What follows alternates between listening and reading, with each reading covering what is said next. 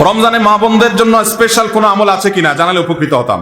মা বোনরা রমজানে বিশেষ কোনো আমল যেটা পুরুষদের জন্য প্রযোজ্য না তারা করতে পারেন কিনা, এর উত্তর হলো মা বোনরা তারা ইফতার তৈরি করেন, সাহরি তৈরি করেন, বেশিরভাগ ফ্যামিলিতে তারাই করেন।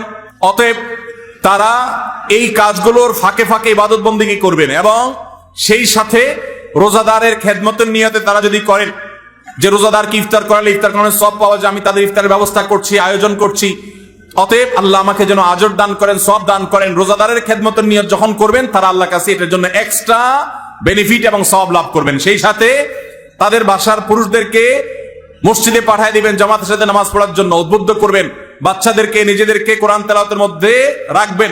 এই কাজগুলো ঘরোয়া ভাবে তারা করবেন, এগুলো তাদের রিলেটেড বিশেষ কাজ। এর বাইরে মহিলা হওয়ার কারণে আলাদা কোনো আমল নাই। তবে আমাদের যে সমস্ত বোনরা রমজানে মাসিক অবস্থায় থাকেন ওই অবস্থায় তারা কি আমল করবেন, সেই অবস্থায় তারা জিকির আজকার করতে পারেন, দোয়া দুরূদ পড়তে পারেন, ইস্তেগফার করতে পারেন, ইসলামিক বই পুস্তক পড়তে পারেন, তারপর রোজাদারের খেদমত অন্যান্য কাজ তো করবেনই। আর যেগুলো তিনি করতে পারতেছেন না, নামাজ পড়তে পারতেছেন না, রোজা রাখতে পারতেছেন না, এগুলোর জন্য আল্লাহ তাআলার কাছে তিনি সুস্থ থাকলে যেহেতু করতেন অতএব অটোমেটিক সওয়াব পেয়ে যাবেন।